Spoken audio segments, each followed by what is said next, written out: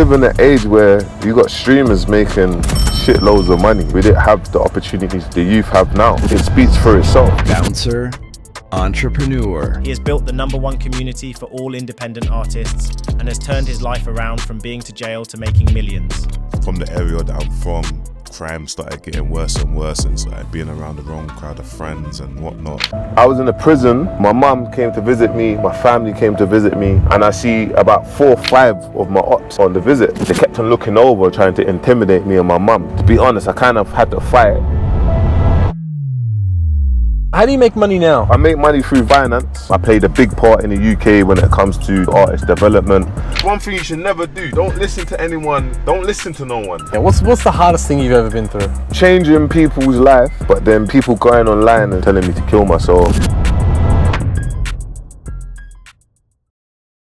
Bouncer. Yes, my brother. What's up, my man? Yes. How are you? I'm good, alhamdulillah, I'm good, man. Appreciate you coming on the podcast. Of course, man, normal. When you reached out and I saw it, I was like, yo, like, I got to get a jump on these joints, man. But yeah. How many podcasts have you done? I think I've done over 50, I would say. Oh, wow. Yeah, over 50 podcasts, I reckon I've done. Damn, that's... Yeah, I still get nervous. Really? Do you? Yeah. What's this? Is this less nerve-wracking? Nah, this is chilled. What? Yeah. Look at the It's car. chilled, Like, right? name the car we're in. Do you know what I mean? Of course, this is chilled.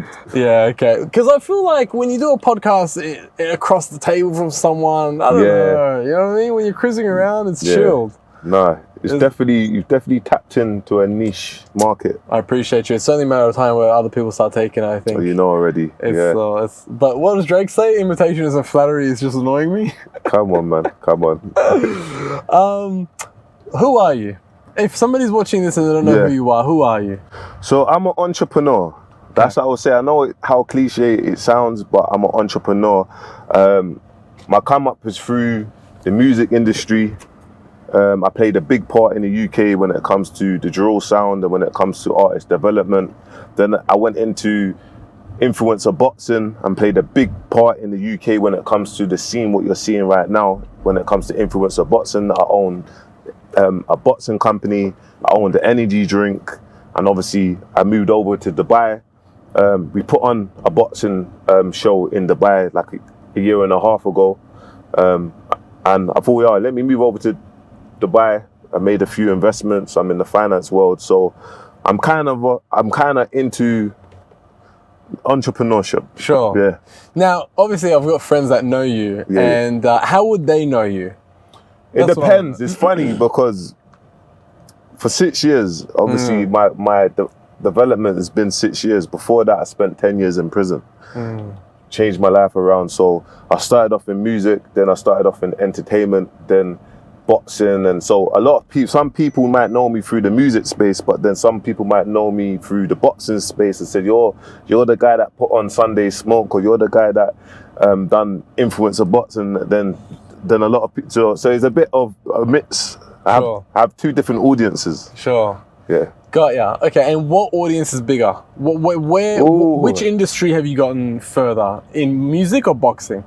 People will say I got further in music, but I done very well. Like having 150,000 people on an Instagram live at one time. Damn. Having Ed Sheeran on an Instagram live. Big shout out to my boy Taiwan 1MC who I done it with. So, do you know what I mean? Having Anthony Joshua, Fireboy, and these people on the Instagram live while we're doing the boxing. But the music scene, I think I got a bit further. I got ya. Okay. Who's the best rapper in the UK? Who's the best rapper in the UK? Who's the greatest rapper? Dave. Dave over Stormzy. For me, Dave is the best rapper because the things that he says, I can relate and it touches me. Sure. And yeah, man, it's my favorite rapper. Dave's great. Yeah. Love Dave. Big shout out to Stormzy as well. Love Stormzy. Stormzy's go to my school and he's a good friend and he's done amazing. Yeah. Come on. Damn, I didn't mean to cause some drama. No drama. Me, I always say I don't, no problem. Yeah. But listen, it's a spectator's sport, right? It's like boxing, rapping. You know what I mean? We've seen Kendrick and Drake go at it. You know what I mean? In a little sparring match. Yeah, right? yeah. Who won that? Listen, I'm a Drake fan, Yeah. but you gotta listen to the numbers, innit? Yeah. When. But what I honestly think, because Drake has been the biggest artist for many years, decades. Yeah. So I understand when you're doing something right, there's a lot of people, they want to bank on the underdog. I'm not saying Kendrick Lamar's not an amazing artist, but I'll always say Drake. I would say Drake. Drake won that. I'll say Drake. Yeah. But Kendrick Lamar's song is just popping off. I feel like it's popping off because people, they wanted that guy that's at the top to now be like, your time's done, man. You gotta support. Do you know what I mean? Yeah. I know what you mean. Listen, I love Drake. I spent 3 days with Drake when he came to Australia. And great guy, great crew. Chubbs, he was the person that I got the closest with. Yeah, Chubbs is good peoples as well. Yeah, great. And then they're not street people at all. Like, they're all very well spoken. Good. They're all very gentleman-like. But look, here's the thing. Kendrick had that in the bag for 10 years. You know what I mean? Like, Kendrick was ready for that. It's like Anthony Joshua coming out of no training and fighting, I don't know, Tyson Fury, right? And Tyson Fury has been training for 10 years. Like, it's just not even. Right? Of course. So Kendrick had that in the bag for years. And then Drake, and what I really respect about Drake is people often every year come after Drake. Of course. And he still stands tall. Still. You don't look at someone and be like, oh, you're not on their levels. He'll come after you. He'll fight. Look how much people came after him, and you had to fight this person, Rick Ross, and this person, Metro Boomin, and that, and that, and that.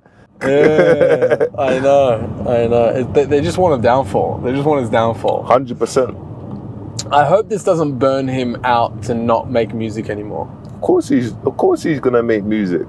You know what I mean? Very talented. He's very talented, but I don't want him to be like, man, fuck this. It's too much. It's too much headache. Man. Everyone's after me all the time. He's good, man. He's fine, man. He'll keep going. Get me? He's fine. He's been through worse. Yeah, okay. Talk to me about prison. Talk to me about, how old were you when you went to prison? 17. And you went, did you do one stint of time?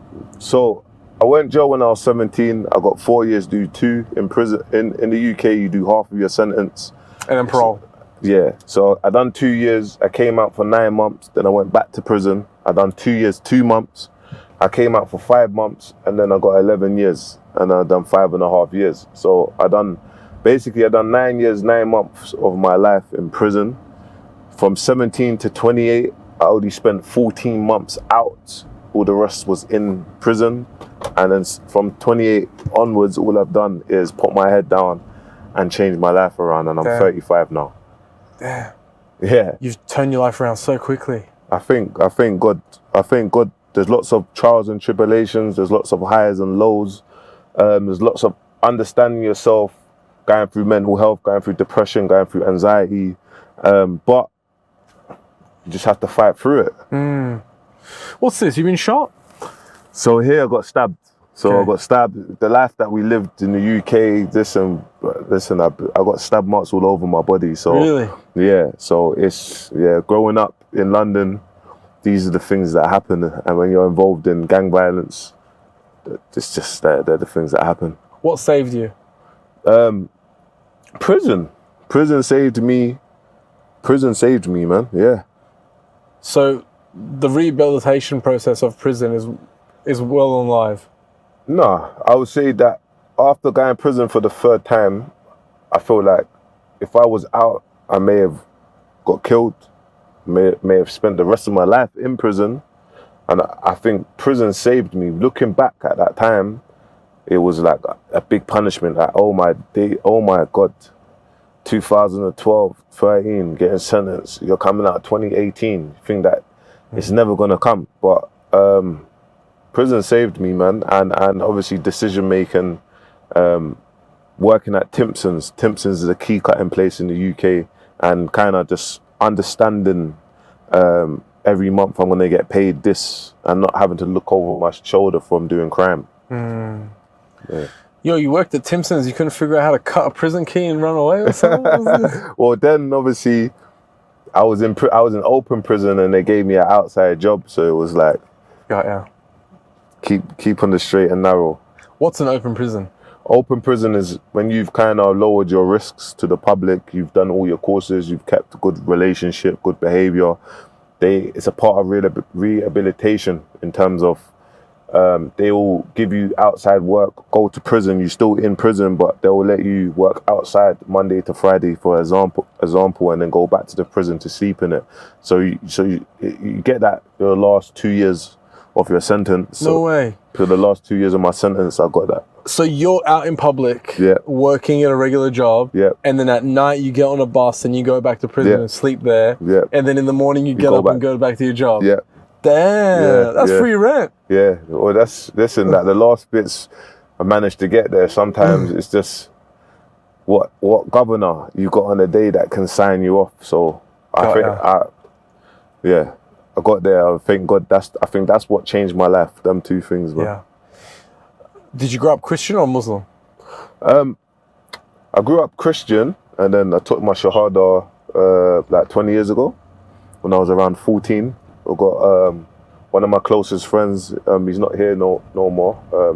He's named Darka. His family's Muslim, so I always used to play outside his house and play out. They prayed 5 times a day. So from then, I kind of took my Shahada from them times, from their actions and answer them questions, and yeah. You know, I find a lot of people I podcast with that have been to prison, they come from a Christian family or a Christian background and they turn to Islam. They find Islam in prison. Yeah, but you found Islam before prison. Yeah, I found Islam before prison. Yeah. That would have helped you while you were in there. It helped me a lot. Keep my focus. Because prison is a lot of mental, innit? Yeah, that's why, as you can see, obviously we're twinning. We ain't got no hair, but you got a little bit. I got a little bit. But when it grows, it's like this bit here. It's all thin. So. Again, I just blame that on the stress when I was in prison. Yeah, okay. I don't know what I'm going to stress. I don't know what to blame for me. I've had a pretty okay life. Genetics. Genetics. Should have gone to them pills earlier. Nah, listen. You never see somebody that goes bald that goes back. Nah. Once you go bald, it's the best thing you ever do. It's so easy. It's just easy. It's so easy. Yeah. Like, I go to this doctor thing, I pay like a monthly subscription to, and they got all these facilities. Yeah. And they're like, you can do this and regrow your hair. I'm like, nah. That's it. Go regrow my hair. That's not what I want. That doesn't even sound fun. So okay. So what was your sentences for when you went to prison? My first sentence was for conspiracy to rob. Okay. Security code bots. My second sentence was with intent to supply, and then my third sentence was conspiracy to rob and conspiracy to sell Class A drugs. So it's all conspiracy. Yeah, it was all conspiracy. So it was all the same related crimes. I just kept on doing it, and then And were you guilty? Yeah, I was guilty. You're guilty. Yeah. Usually when people come and, has been to prison and they come to the podcast and say, look, allegedly. Allegedly I was guilty. I was guilty, man. Yeah, okay. What part of London are you from? I'm from an area called 14 Heath, so South London. Okay. There, yeah. And is that where, you said you went to school with Stormzy? Oh, yeah, I went to school with Stormzy. You went to the same school as Stormzy? Same school, What's the age difference? I think about 5 years, maybe 4 years, 5 years difference. His older sister is my friend, and then I know Stormzy because of his older sister. Got ya. Yeah. Are you happy? Am I happy? Alhamdulillah. Yeah. They wake up in the morning. There's people that can be. There's people that are in worse situations. So I'm grateful. I'm happy. Some days I wake up with crazy anxiety, but it's all part of it, isn't it? It's part of life. Is there PTSD from prison? Or that life? Yeah, of course. I feel like before prison, I didn't even know what anxiety, PTSD, depression was. I didn't know what that was, but coming out of prison, I think that's more. There's anxiety, PTSD, depression. I think it comes from social media as well.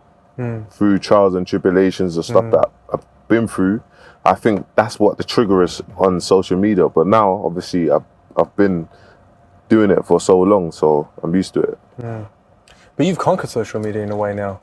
I wouldn't say I've conquered it, but I would say I could do more, but I'm still trying to figure myself out. So I feel like for 5.5 years, all I was doing was developing artists, apps, people, and putting people first. And for the past 6 months, I focused on myself, and kind of now I'm understanding that I am a brand and building up my brand slowly. So a lot of people might be like, what does he do? But slowly I'm building up my infrastructure. You know, I have this discussion all the time with my friend Zach. He's from LA, rough part of town, and you know, MS-13 and the Chulos and all that stuff. Yeah.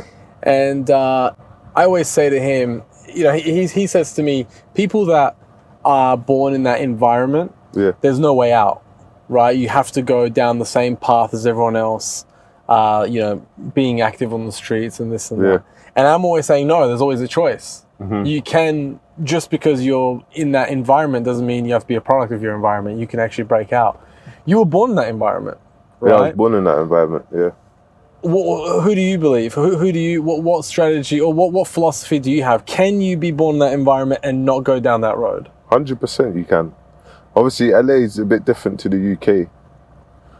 Do you know what I'm saying? LA, you have legal guns. If you don't have legal guns, it's so easy to get guns. Obviously, it's easy to get guns in the UK, but it's not like LA, innit? Like how big LA is compared to the UK, like let alone. But what I would say is, of course, there's people that have gone down my route, and there's people that have gone down the legit route and have never been in trouble by the police before. So, yeah. So what happened for you to not be able to escape that? I feel like my area, going to an all-boys school, think being bullied when I was younger, trying to make a name for myself, it kind of just got a bit, the violence or the crimes got a bit worse, from theft to carrying bladed articles to etc. to robberies to, do you know what I'm trying to say? So I think it all adds when you're younger, people are making fun of you, to go into secondary school, going to an all-boys school thinking, no one's not going to take, I'm not taking no one, like no one's not going to take the piss out of me, I'm just going to fight, do you know? So, yeah. When you were living a life of crime, right, burglaries or wherever, were you mostly doing it for the loot, or were you doing it more for the excitement? I was doing it. It was obviously the money. You wouldn't do it if you didn't want to have a financial gain. So it was for the money. It wasn't really for the excitement, or I wouldn't have done it. It was for the money. It was for to live a certain lifestyle. So yeah. If somebody's watching this and they grew up where you grew up, what advice would you have for them, or what advice would you have for yourself, the 15, 14-year-old self, to kind of not go down that road? Well, you live in an age where you got streamers making shitloads of money.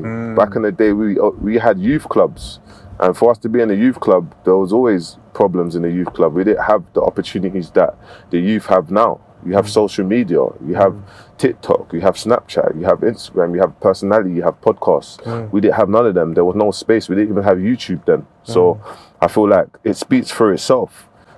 Like, there are free apps. Look what Gary V says. There are free apps. All you have to do is post content. That's it. It's easy said than done, but trust me, post content. I have a YouTube channel. I have 2 YouTube channels. I have a YouTube channel that I don't even promote it. I write certain things, certain thumbnails, whatnot. I react to certain things, and I let the algorithms do its thing. Some post has 10 or 100 views, and some post has 15,000 views. And how do I get 15,000 views? I don't even post on it. Now it's got 5k subscribers. Algorithm. All I've done is create content and just worded the right things. When people are searching up about viral topics, it's marketing. So how do you make money now? So I make money through finance. That's obviously the main thing where I make my money through is finance. But obviously we're going to bring WickednBad Boxing to the UAE and entertainment. Influencer boxing? influencer boxing. So I put on an influencer boxing show about 18 months ago here. It had the Iranian Hulk in. Oh yeah. It had the Iranian Hulk. It didn't do too well, but the Iranian Hulk, didn't he die? No, that's I don't know, he didn't die. I don't know where he is now though. That's what's his name? The Iron Sheikh. The Iron Sheikh. Yeah, that's WWE. Yeah, he died so recently. Iranian Hulk was boxing Kazakh's Titan. Yeah. And yeah, that fight went very viral. But yeah, I'm entering the entertainment space. Obviously, I've made a return back to music, and I've just been understanding and just slowly developing my brand. So just taking my time. What's the state of hip hop now? In the UK or even in America, I think it's down, man. It's down. It's very down. They said in America the hip hop's down by 40%. So in the UK, it's next to nothing. So I'm coming into a scene where people say it's hard, but I think I'm coming in the right time. Coming the right time to develop and show people that it's easy. Yeah.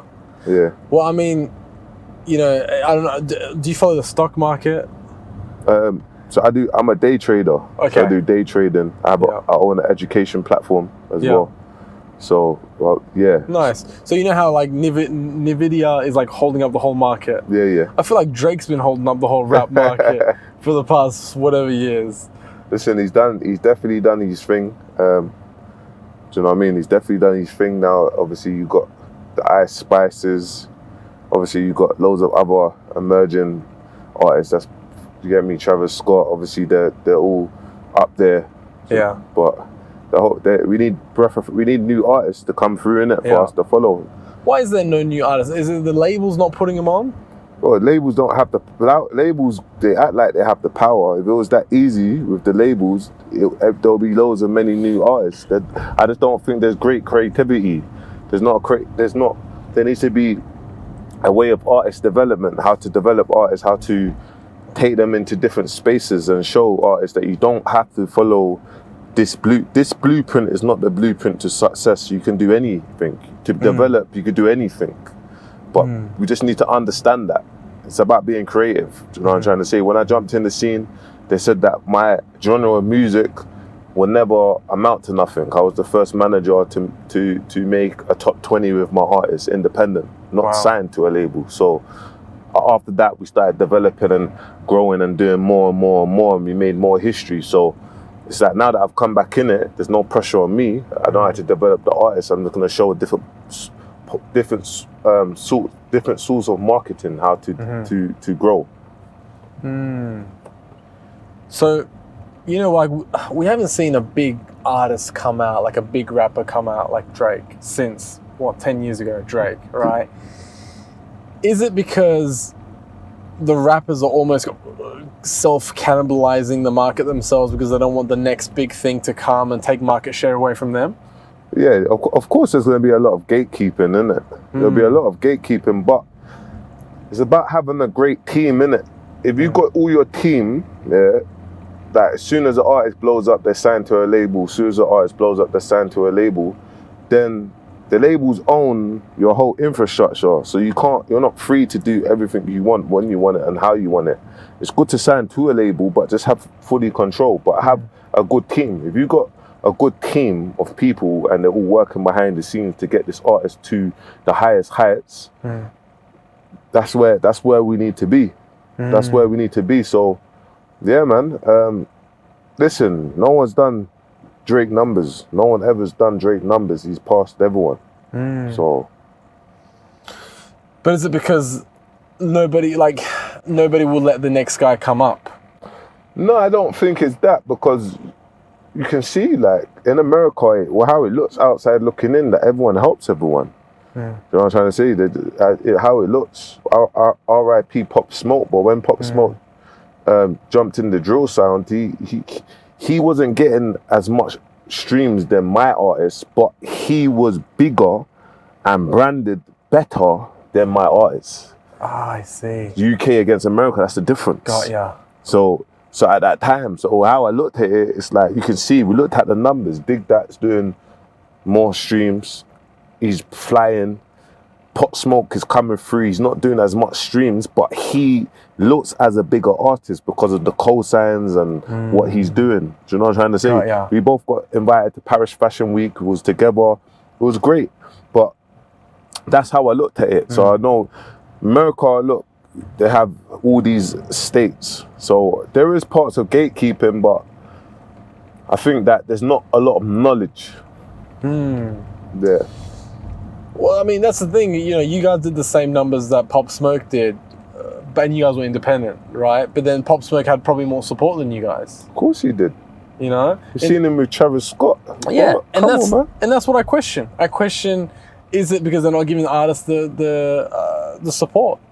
I feel like in the UK, there's more support in America. In the UK, everyone wants to make it. We've got to understand that our scene is very new. So they think that our scene it's going to come and go. At the moment, it looks like our scene is, even the big artists are struggling. Or there might be just one or two big artists, how it was years ago when it was Chip. Chip done a song with Chris Brown and Oopsie Daisy. Now we're looking at the scene as how it was years ago. Do you know what I'm trying to say? So I feel like the artists that established themselves, they're like, I don't really want to put that artist on because he may become bigger than me. So Got ya. it's different, innit? That's what I mean. Yeah. That's what I mean. I'm not going to put him on because he's going to get bigger than me. Yeah. Stuff like that. It's not like when Lil Wayne goes and makes Young Money and brings up, 8 artists. That's it. Yeah. That's what I mean. You don't see people doing that anymore. I remember Good Music. Kanye did Good Music, and he had, Pusha T and Big Sean. Yeah. Cypher the something. Yeah. Yeah. So yeah, we don't see that anymore. That's the thing.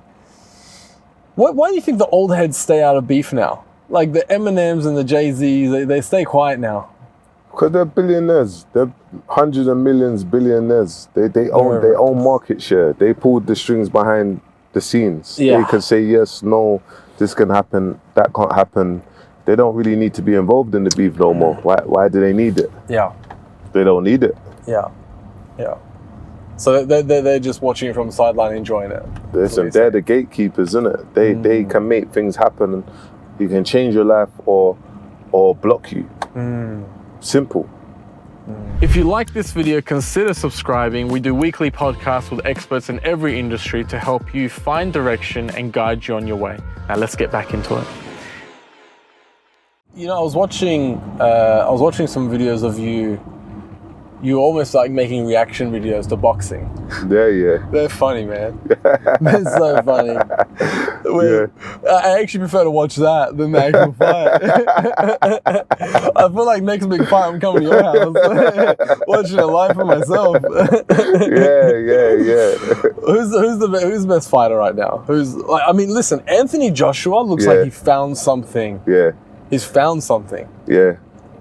Listen, I'm going to have to go with my man, Anthony Joshua. Yeah. The guy is a role model, what he does for the community, amazing. What he does, and I feel like he gets a lot of hate. It kind of pisses me off, to be honest, because it's like, what he does is great.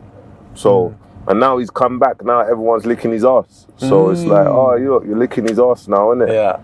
But it's like, Fury's loss.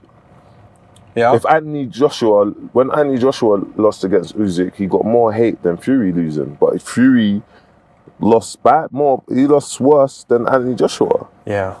Do you know what I'm trying to say? He did. 100%. So it's like, there was memes and whatnot, but I just feel like, I don't know, man. Yeah. Like the guy as a person and what he represents, he don't stunt in no one. He don't stunt on no one. When you see him, he always dresses down. Where he can do a mad thing. Same thing like Fury, but he don't do none of that. He's very respectful. He's ready. He's down the line. He does everything by the books. Yeah, I know. He's a gentleman. I mean, I did a podcast with Amir Khan. Me and him became good friends afterwards, and he would message me photos of him and AJ after the fight. They'll be hanging out, and he says, and when I caught up with Amir Khan, he said, "Man, AJ looks good. He looks good. He found something. I don't know what it is, but he found something." Yeah. Great, man. Happy for him. He obviously went in a dark place. Of course he is. You have to go to a dark place. Yeah. You can see from how he kind of reacted on social media. It's these effers. Like it's them. Like it's the audience. It's these fuckers. It's the audience. It's the people that will love you one day and then all of a sudden start trolling you. It knocks your confidence. You have to understand yourself on social media. Like raw. Like does people actually hate me? Like everything that I've done, or why does people treat me like this? No. Anthony Joshua is the man. He's the man. Do you deal with hate online? How do I deal? Do you deal with hate online, and how do you deal with it? Listen, I used to get the most hate online. I think I've changed the narrative a bit, you know. So I think God get me, but I used to get the most hate online. But because I'm kind of on TikTok, I got a big community on TikTok, a big community. So I get a lot of love on TikTok. So I kind of balance it out. But listen, there's things online. There's when you have narratives painted against you, people start believing what they see online. Yeah. And if you don't address it, you don't speak about it, it's just believe it. So you will naturally get hate. But I used to deal with hate bad, but now I don't even care. I don't care. Because what I kind of realized is you kind of want people to write hate, because they're marketing for you. Your algorithms are going to get bigger. You know, it's impossible to get 1,000 positive messages. Positive. You need to get that negativity for more and more people. You need to get people sending that to that person for you to get bigger and bigger. And then people will make up their mind on you if they genuinely watch your content and be like, do you know what, this guy is actually a cool person, or nah man, there's something about him that he's, my spirit don't take to him. I see what you mean. And when it's all, not naming names, but when it's all like positive comments, it's usually fake. When I do a podcast with someone, sometimes I'm like, what's that, 700 comments? You're amazing, you're great, you're great. And I'm like, what the fuck's going on here? And then I realize this is not real. And for me, it's like, I hardly delete comments, man. Just leave it there, man. Like, I love whatever makes you feel, if that makes that person feel good to write some negative about you, whatever, man.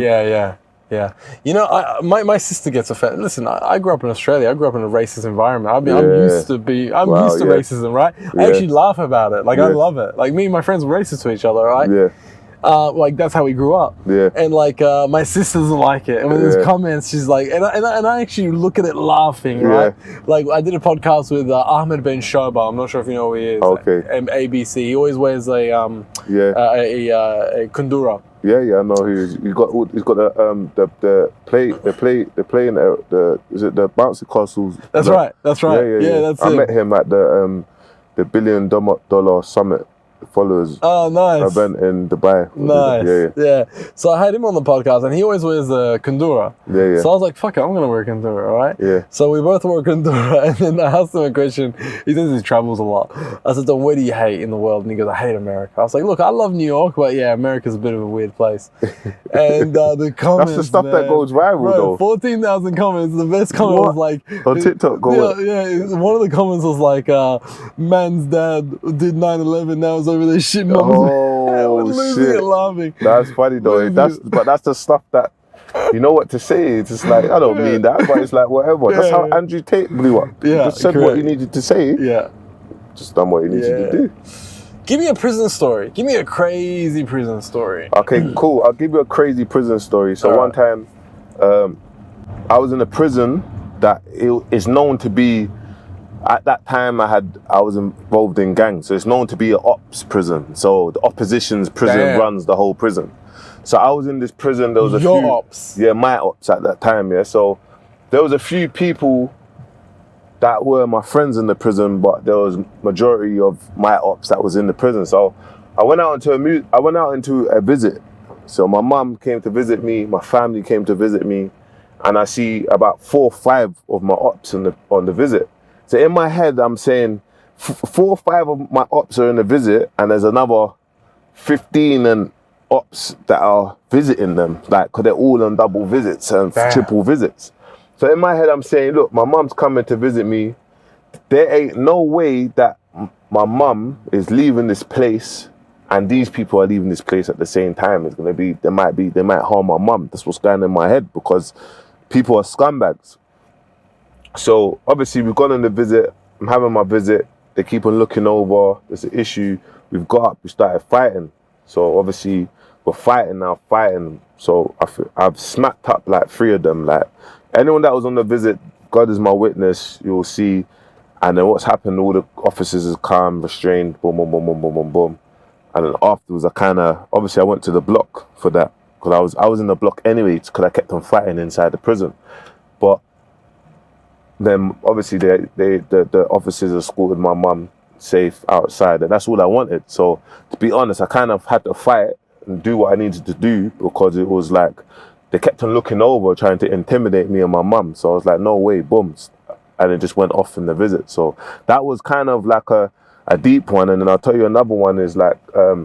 wait, before you move on to that one, yeah. So you got into a fight and your mum was there, in front of your mum? Yeah. In front of your mum. What was your mum's reaction? Crying? Upset? No, like, she just knows, isn't it? Like, where we were brought up in is like I said, I've been stabbed. Like, there's a lot of things that's happened to me. So sure. It's that at that time, this is a part of my life, innit? This is what happened. So obviously my mum, she's worried, innit? But... And what's the visit like? Is it an open area with seats everywhere? Open area with seats everywhere, innit? Okay, so you went up and you just started. We all started fighting, man. Yeah, and then people that came was restrained. Okay. Yeah. Tell me this other story. And then another story, innit? It's just like, I went to the mosque.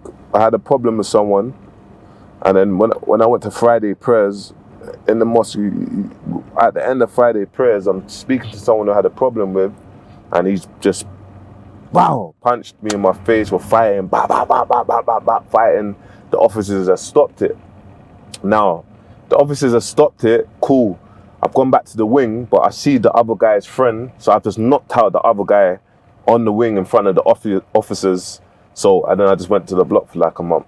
So I went to segregation, and and then for when I just kept on going segregation, and segregation is not nice. You just got a bed and no TV and a book to read. So that was it. What's segregation? Is segregation isolation? Yeah. So you're basically on your own? Yeah, you're on your own, innit? The officers unlock your door. 3 officers at a time, they'll unlock your door. They feed you your food at your door. You go to the exercise, you're by yourself. Everything is you're by yourself. You get given some books. That's it. So you're just in the block. You just don't see no one. How long? We're there for a month. A month on your own with no one to talk to? No one to talk to. Shouting out the window, innit? Whoever's down there, you just shout out the window. What's that like? Listen, it's trauma, mate. It's trauma, you know. It's now that I've looked back at it, I think that's not how life is meant to be. Do you know what I'm saying? That's not how you're meant to live life. So it's trauma. It was trauma. It's trauma, but I mean, what strengths do you get out of that? Do you figure out how tough you are? Mindset. A lot of people come out of prison and they have mental health. I think that I came out of prison and I can adapt to any environment, because I've had nothing, and I've been put in a room by myself, thinking of my thoughts and having to make myself sane before I lost my mental, you know what I'm trying to say? So you understand yourself in it a bit more. Yeah. Well, it's the classic example of, you know, playing the victim card or dealing with your circumstances, you know what I mean? A lot of people that would have played the victim card, that would have been like, I've got mental health issues now, you know, I'm in isolation, you know what I mean? But you just put your head down and kept it moving, you know? 100%. How do I get out of this? What's the next day? One day at a time. Yeah. Yeah. You wouldn't have been the person you are today if you didn't go to prison. No, I wouldn't have. And listen, the crimes that I've committed, you know what I'm trying to say, I paid my time. I know now that was the worst thing that you could do. I've changed my life around, and I wouldn't be the person that I am now. If you like this video, consider subscribing. We do weekly podcasts with experts in every industry to help you find direction and guide you on your way. Now let's get back into it. You single? Yeah, I'm single. What's dating in Dubai like? I'll be honest with you, yeah. See, Dubai, there's only one bad thing about Dubai. Love Dubai, yeah? But there's a lot of prostitutes here. Is there? There's a lot of prostitutes. No way. I thought she loved me for me. So it's not real. The love is not real. It's not genuine. There's no point. How I look at it is like, how do you even meet someone that's genuine? What's the environments are we meeting people? So it kind of makes me focus on just work because I just don't think that like the whole Dubai gift and this, that, and the other, people expect all these things and it's like, it's not real. So I do, when it comes to the UK, I think that meeting people is more genuine than meeting someone in Dubai because there's always kind of a catch. My friend, do you know what I mean? Went to the mall, 100%. a woman spotted him, got speaking to the woman, like, and then he's like, oh, you got gift, like how much? 4,000 dirhams. You're like, what? Like, what's going on? That's the lie. That's the lie. Yeah, but it's the rich people here. And I'm not gonna name any nations, but there's the rich. It's the rich. Supply and demand. Yeah, that's just what. So they think is normal, isn't it? What if there's no ice? If there's nobody eating ice cream, there'd be no ice cream shops. You know what I mean? There's supply and demand. Men have created that. Yeah. Right. And more power to them. I mean, if you're at that level with that kind of money and you don't care. Yeah. You know, more power to you. But it does ruin the game. It does ruin the game for people that want to find someone to settle down with and have kids. You know, I look at my previous relationships, and you know, there's the girls in Dubai. You can't dispute. They are handcrafted by God. They're beautiful. Right? Of course. The most beautiful women in the world are in Dubai. Right. But the quality of women, you know, like I'll compare girls here to my ex back in Australia, and I'll be like, look how beautiful she is, and that. But the quality of women. It's not what you can find here. It's back home, the quality is much better. Much better, man. You know? Just like the UK, man, the quality of women. So I don't really get fazed by that. Get me? I just know I've come here to work. When the time's right, I will meet someone, I'll get married, inshallah, and I'll live a nice ending. Nice ending. Yeah. Drive onto the sunset. Yeah, that's it. Yeah, I mean, look, you know, the good thing about Dubai is it's such a single city. You don't have the pressure of finding someone and settling down. Yeah. And even if it gets too serious, even the girl gets cold feet about, do I want something serious? Even women here don't want to settle down. Yeah. While back where we're from, all women want is to settle down and have kids. Even girls here like, oh, do I want to give up this life? Of, you know, going around with different guys and, you know, this guy pays for my rent, that guy pays for the car. I was at the gym the other day. And which gym do you go to? I got a gym at my villa, so I built a gym. But I used to go to the 7. 7, that's where I go. And you know when you wait for them to bring your car and stuff like that? So I got this one girl, you know, staying next to me. She gets into a car. I forgot what it was. It was a beautiful G-Wagon or something. But the license plate said 16. Come on, man.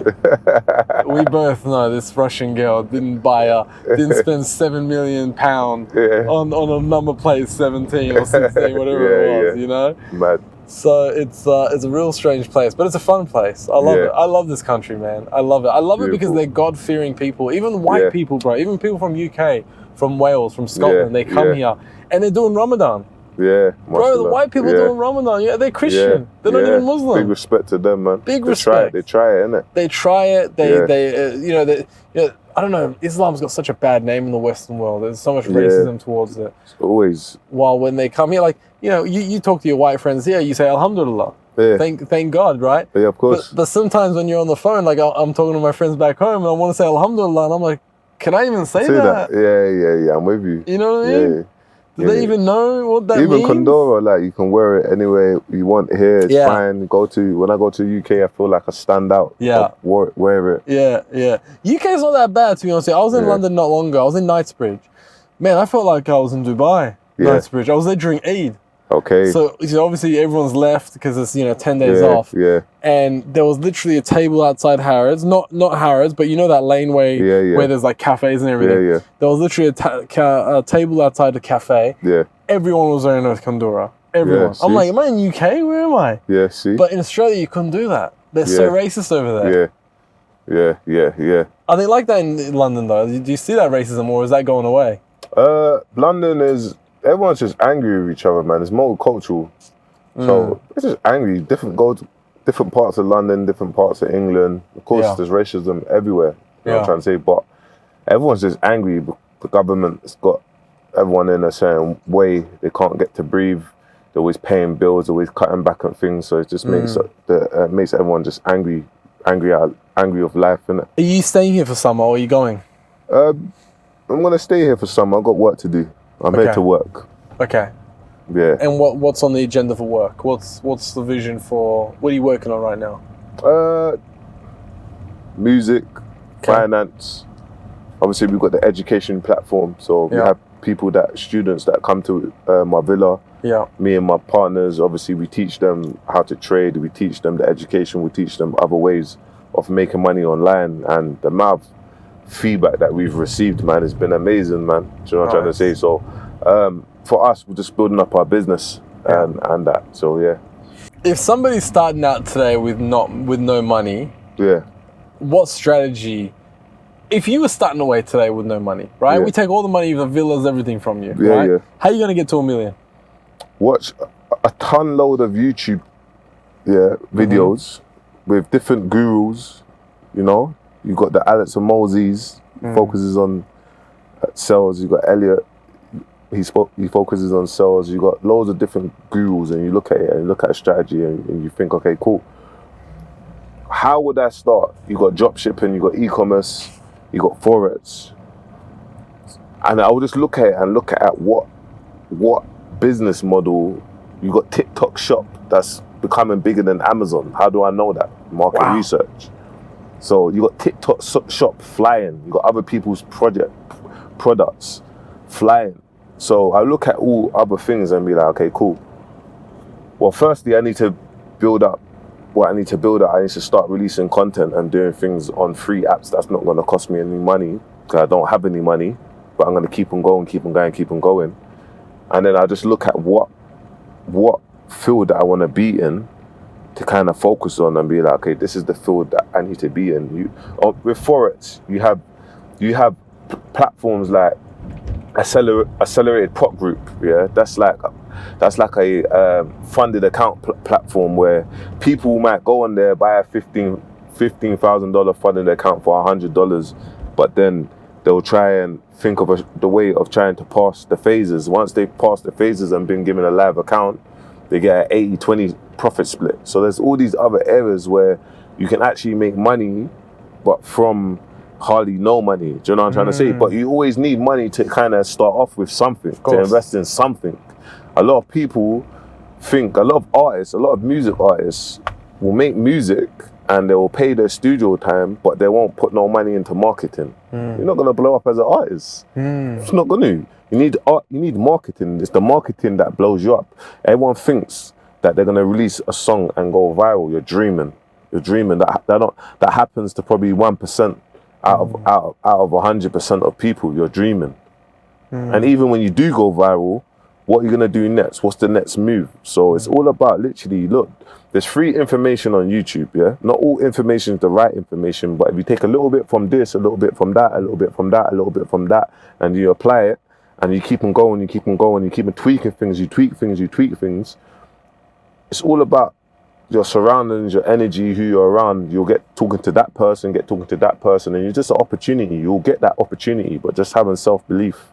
You know, something that I like about you that I've noticed on social media is, even though you've done well, right, you're a millionaire, you've made money, you're not a materialistic person. You're not like, you're not flashing this, flashing that. What's your relationship like with materialistic possessions? I feel like owning assets, owning property, owning watches and certain things is like, obviously adds value in it in terms of making the right investments. But I feel like I will never be that person to spend hundreds of thousands of pounds on designer wear. It's good to have one and two bits, but I feel like going to the club, for example, what I see with people, they spend hundreds of thousands, even millions throughout the years on tables in the club. And I feel like, wow, like there's people around the world that are really suffering.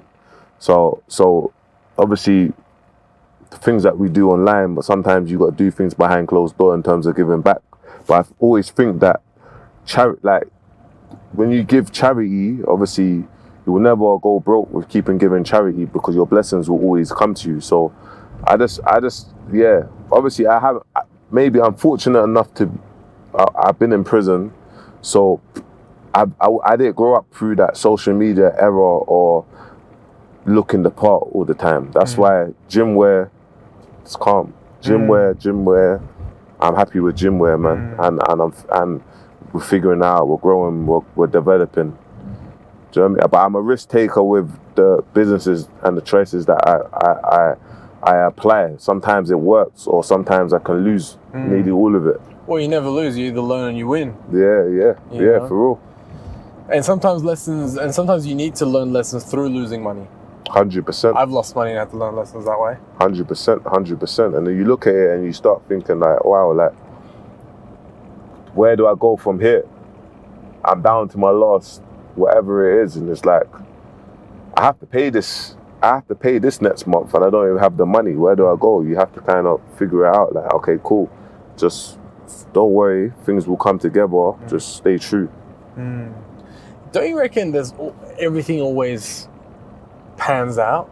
Like when you like, I remember back in the younger days when I was like selling houses, and you know, my money would be running out and I'd be waiting for commissions. I'd never end up having no money. I'd always be like, oh shit, I'm on down to my last, let's say, couple of thousand, and then bang, 10 commissions would come in or something. You know what I mean? You never, I don't know, there's a universal rule out there 100%. that always makes sure you're okay. Yeah, 100%, man. Always. So, always. Okay, what cars, okay, do you spend money on cars? At the moment, I don't. I have an Escalade. Nice. That suits you, actually. Donald Trump. That suits you. Donald Trump. I was thinking more 50 Cent. I put Lamborghini doors on, let's go. So at the moment, obviously, where obviously I invested in my villa, it's like getting a Cullinan and whatnot just didn't make sense financially. I just had to kind of just dumb it down and just, you know, when it's the right time. 6 months, whatever, then I can spoil myself with. But at the moment, my priorities was getting a property first. A lot of people would do it the other way around, getting a car, and then obviously living in, I don't know, apartment. But I done it, getting a villa, then when the time's right, getting a car. So yeah. What about watches? Is it? I have a few watches. I want to know what you spurred your money on. What's a guilty thing you split? No, I have a few watches, but I like to just what I kind of realized and what I've been going through is I've been going through a lot of evil eye. Ooh. Yeah, I've been going through with my health. So I've been going through a lot of evil eye, and I started understanding myself a bit more. It's like, start showing everyone what you're doing, because when you're showing people what you're doing, there's a lot of bad energy or evil eye, and you start realizing, why ain't this working, and why are you telling people you gotta keep everything quiet? So it's like, sometimes you might see me with watches, I have this watch or that watch on. If you see me, you see it, but I don't like to speak about it. I don't really like to speak about that side of the lifestyle side of things. I like people to appreciate my style of business growth. Like, oh yeah, he's good at business, or I've watched what he's done and he's done well, and people tap in that way. So, and I understand we're going through flipping. The electric bills are hard in the UK, man. It's hard out here. So yeah.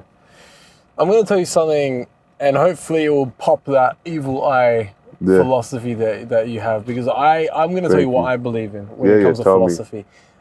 There's no greater plan than God's plan, than Allah's 100%. Plan, right? So you're telling me there's a man on this planet that's been created by God, that's going to throw this fantasy evil eye on you, and it's going to throw your path out from what God has planned for you? No man can wish anything bad on me if already God's planned everything for me. So that's why for me, evil eye doesn't exist, and I don't let that come into my brain and control me. I live life how I want. I'm like, no man that's God created is going to be able to throw God's plan off me. Now, the devil exists, Shaitan exists. Of course. I don't agree, but I don't disagree with that. But but the Shaitan's strategy is to limit your belief about yourself. That's more what the Shaitan does. But I don't believe any man or any woman can give me some fantasy evil eye to throw God's plan away from me. Right? I'm with you. I respect that. So that's my philosophy on it anyways. I respect that. Well, you said you got health problems. What happened? I was online on this weight loss journey, showing the people that I'm losing weight, blah, blah, blah. Jumping in the swimming pool, doing motivational speeches. Got people in the comments saying, oh yeah, you always jump in the swimming pool, your socks on, take off your socks. Rare done a video like, oh, so what, man? We need to create more strong men. We're always talking about take off your socks. Why does the guys want me to take off my socks? You know, like I banter and jumped in the pool. The next week, my toenail ripped off. I was doing something, my toenail ripped off, and then I had to go to the hospital, get it cut off, and then from then I caught bacteria in my blood. I couldn't breathe properly, had breathing problems, went back to the hospital, blood tests, etc., etc. Went to the hospital a couple of weeks ago, and then they said I got pneumonia. You get me? Pneumonia. So it's like, in my head, I was like, look at this, man. Like, I've lost about 11, 12 kg, got a little bit more weight to lose. And since I've been trying to lose weight, it's not just that. I had something wrong with my eye. I had eye infection. I had this and that. So in my head, I was just like, because I'm out here, people see what I'm doing. It's just like a lot of problems is happening. One time when I launched what I was launching, announced my villa, etc., etc. What happened? A lot of things happened in my business. My bank account, all in the same day. My bank account got locked off. My business WhatsApp number got locked off. Then this happened, and I was just like, what? Like, why is this all happening? So when I say like evil eyes, like I look at all these things, and I'm a positive person. I'm always a positive person. I've always got good energy. Then I look at my past experiences from working with people, and realize like everything that I've done, and all the amazing things that I've done, somehow it just went downhill. Like people poisoned people's minds against me, and this happened and that happened, and it's made me just start doubting myself as a person. Like, raw, like bouncer, like it's you. Like, what's going on? Like, and then in my head, I'm just like, raw, I've never actually recovered since all these times, but all I've been trying to do is recover. And I look at other people and I'm saying, I'm so happy for everyone else. I'm happy for you lot. And I'm like, right, I just need to work harder. But I'm just like, it's God's timing, innit? But I'm just like, raw, like, what's happened? You know? So, but like I say, I'm never gonna give up. I'm never gonna quit if it means that, I don't know, I try every single day to my last breath. So be it. But the most important thing is I have Islam, so I'm a Muslim, alhamdulillah. So I've won anyway. More than any material thing. So you know, when bad things happen, they all kind of start coming at the same time. You know what I mean? There's a bit of a rule to that, you know. And it all usually happens in that 1 year. What's the hardest thing you've ever been through? Changing people's life, but then being people going online and saying that I've done X, Y, and Z, but it shows what the lifestyle I've changed with people. I think that was the hardest people, and then I had people telling me to kill myself and trolls and that. So it kind of it affected me, because all I would try to do is help people. So it just affected me in a way. It was like, raw, like all I tried to do is help people. Why? What happened? Where did I go wrong here? So it just kind of, but we move, man. I understand it, and yeah, man, it's what it is. Talk to me about Dubai. I love it here, man. Yeah. I feel like the city was custom made for me. Listen, Dubai is amazing. It's an amazing country. I came here 7 times till I was like, in a year, and I was like, I'm moving here. Yeah. I think in the UK, my ceiling was the UK. Like I couldn't really grow my businesses to the level that I should have grown it, and I feel like I wasn't getting the support that I should have. I got loads of friends that are high up in the spaces, but I don't get no support. Like yesterday, I went to the Bad Boys. I've seen that premiere. So Will Smith, Martin Lawrence was there. In my head, I was like, I would have never got invited to this if it was in the UK. I would have never, because people don't want, they would overlook myself. They wouldn't invite me. But I come here, hardly know anyone, and then I'm getting invited by people from the government. So it just made me realize, like, I know, like, UK, everyone's free for all. No one don't want to help no one. Or people that do want to help someone, they might just not want to help me. You get me? My peers or whoever, you get me? And I kind of see the energy. So now that I'm here, it's just like, let me create what I need to create. And I know that I've got a lot of support, and I know there's a lot of business here to be done. How did you get invited to that? That was crazy. Yeah. Like I linked up with a few people from the government that kind of was involved in the film, and that flew Martin Lawrence over before they done the Bad Boys video, and yeah, man, it invited me. How did you link up with them?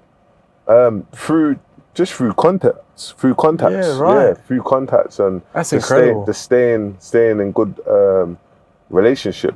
Yeah. I seen you doing that last night. I was like, damn. Yeah, it was good, man. And Martin Lawrence and Will Smith rocked up in the Porsche. Yeah, they rocked up in the Porsche and that, so it was dope, man. Yeah. Yeah, literally. That was sick when I was watching that. Jada was there as well. Yeah, Jada was there. Yeah. And there's no trolls here. There's no trolls. Yeah, you know what I mean? If it was UK, you know what would be going down. UK, they'll be trolling. But here, there's no trolls. So I feel like, with Dubai, when it comes to business and networking, is the best. Is the best. So obviously I miss the UK, but I love Dubai, and hopefully I can spend the rest of my life in one of these countries that I can grow. I know it's going to take some time, but Listen, I want to be buried here.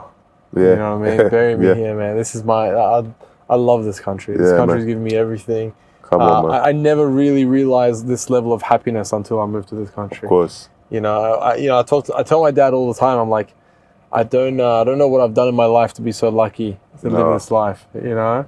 Well done, man. But appreciate you coming on the podcast, Bouncer. Thank you, my brother. Come man. back Big anytime. love, man. Come on, man. Appreciate Big love. you. Come on, bro. Come back anytime, my man. Yes. This has been Bouncer. Let's go.